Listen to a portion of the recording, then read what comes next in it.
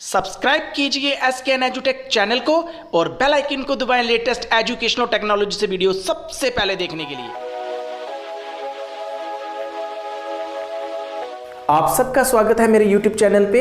आज का वीडियो एक बेहद इंपॉर्टेंट होने वाला है, जिसमें हम बात करेंगे यूनियन कैबिनेट के द्वारा एक अप्रूवल की, जो कि प्राइम मिनिस्टर की अध्यक्षता में लिया गया है। इसमें कहा गया है कि अब इंडिया में नेशनल रिक्रूटमेंट एजेंसी का गठन किया जाएगा, जो कि फ्यूचर में आने वाले जितने भी गवर्नमेंट जॉब के एग्जाम होंगे वो नेशनल रिक्रूटमेंट एजेंसी के द्वारा कंडक्ट किए जाएंगे। आज हम बात करेंगे NRA, जो नेशनल रिक्रूटमेंट एजेंसी है, ये क्या है, इसमें ये कॉमन टेस्ट लिया जाएगा, जो कॉमन एलिजिबिलिटी टेस्ट है उसका क्या प्रोसेस रहेगा, इसके ऊपर पूरा डिस्कस करेंगे। अगर हम बात करें, एट प्रेजेंट इंडिया में अप्रॉक्सीमेट 20 ऐसी गवर्नमेंट रिक्रूटमेंट एजेंसीज हैं जो डिफरेंट पोस्ट के लिए एग्जाम को कंडक्ट करवाती हैं। इसका नतीजा ये होता है, एस्पिरेंट्स को बार बार इन एजेंसीज के पोर्टल पे जाके अपने आप को रजिस्टर्ड करना पड़ता है, बार बार फी पे करनी पड़ती है। कई बार तो एग्जाम देने के लिए एक स्टेट से दूसरी स्टेट में भी हमें मूवमेंट करनी पड़ती है। इस सब को प्रोसेस को बेहद आसान बनाने के लिए गवर्नमेंट ऑफ इंडिया ने यह कदम उठाया है। शुरुआती तौर पर national recruitment agencies 3 different recruitment agencies का कॉमन एलिजिबिलिटी टेस्ट कंडक्ट करवाएगी, जिसमें नंबर 1 रहेगा SSC staff selection commission, number 2 RRB railway recruitment board, number 3 IBPS institute of banking and personal selection. आपने जहां पे एक चीज का खास ख्याल रखना है, जो कॉमन एलिजिबिलिटी टेस्ट होगा वो एक प्रीलिम एग्जाम होगा। मेंस और इंटरव्यू वही एजेंसीज कंडक्ट करवाएंगी जो पहले करती थी। मान लेते हैं अगर आपने SSC के लिए अप्लाई किया है और आपका जो कॉमन एलिजिबिलिटी टेस्ट में अच्छा स्कोर था, तो आपको मेंस के लिए कॉल किया जाता है। तो आपका जो मेंस एग्जाम होगा वो उन्हीं एजेंसीज के द्वारा लिया जाएगा जो पहले लेती थी।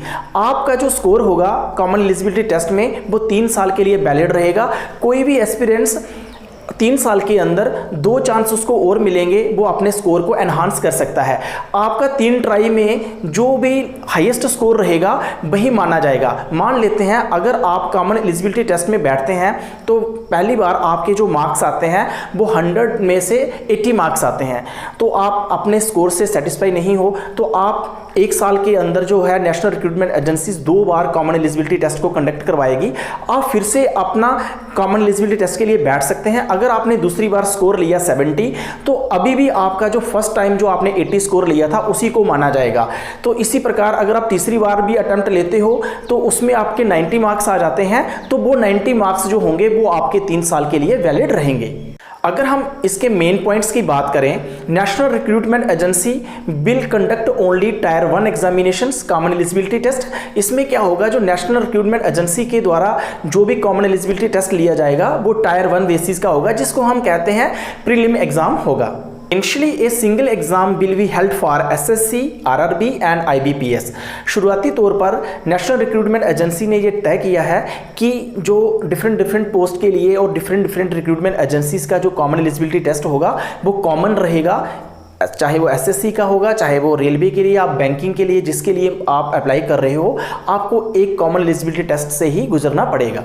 This CET score will be valid for 3 years from the declaration of the result. इसका मतलब ये हुआ कि हमें CET का जो एग्ज़ाम हम जब देंगे उसका जो स्कोर होगा वो 3 साल के लिए वैलिड रहेगा। अगर हमारा स्कोर अच्छा आता है तो बार बार हमें मेंस के लिए नहीं बैठना पड़ेगा, हमें direct in different recruitment agencies के मेंस के लिए अप्लाई करना है।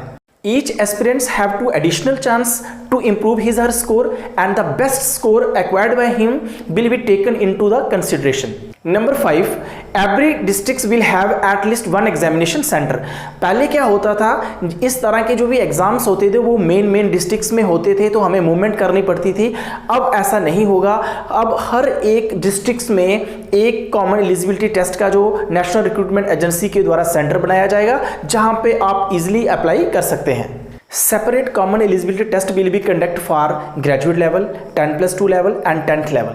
अब हम बात करेंगे कि जो कॉमन एलिजिबिलिटी टेस्ट होगा वो तीनों लेवल के लिए अलग अलग होने वाला है। अगर हम ग्रेजुएट लेवल का कॉमन एलिजिबिलिटी टेस्ट में अच्छे स्कोर ले लेते हैं तो उसमें हम अपीयर हो जाते हैं, तो हम 10+2 और 10th बेसिस के ऊपर जो भी पोस्टें आएंगी, चाहे वो एसएससी की हों, चाहे वो रेलवे रिक्रूटमेंट बोर्ड की हों और चाहे वो बैंकिंग की हों, हम उनके लिए अप्लाई कर सकते हैं। और अगर किसी ने अपना 10th लेवल के बेसिस पे अपना कॉमन एलिजिबिलिटी टेस्ट को अपीयर किया है, वो 10+2 और ग्रेजुएट लेवल की जो भी पोस्ट होंगी उनके लिए अप्लाई नहीं कर सकता है। तो इसलिए जो ग्रेजुएट लेवल का जो कॉमन एलिजिबिलिटी टेस्ट होगा उसका जो लेवल होगा वो हाई रहेगा और उसमें जो क्वेश्चनों का जो स्तर होगा वो भी थोड़ा हाई रहने वाला है। इसी प्रकार 10+2 के में जो क्वेश्चन पूछे जाएंगे वो थोड़े लो लेवल के पूछे जाएंगे। इसी तरह जो 10th लेवल का होगा वो उससे भी थोड़ा आसान होगा।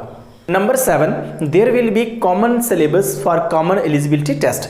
सिलेबस को लेकर काफ़ी कन्फ्यूज़न है और ये एक मुझे भी लगता है कि ये एक ड्रॉबैक है। मान लेते हैं अगर हम एसएससी के लिए अपेयर होने जा रहे हैं, हम आरआरबी या बैंकिंग के लिए इंटरेस्टेड नहीं हैं, अब कॉमन सिलेबस होने से क्या होगा कि कुछ ऐसे टॉपिक्स होंगे जो हमें कॉमनली पढ़ने पड़ेंगे।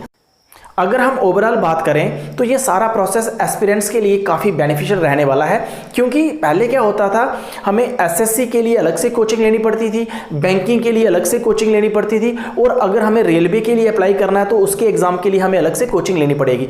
पर अब ऐसा नहीं होगा। अब कॉमन एलिजिबिलिटी टेस्ट होने से, कॉमन सिलेबस होने से हमें एक ही बार कोचिंग लेनी है और हम इन तीनों डिफरेंट कैटेगरीज की जॉब के लिए अपने आप को अप्लाई कर सकते हैं।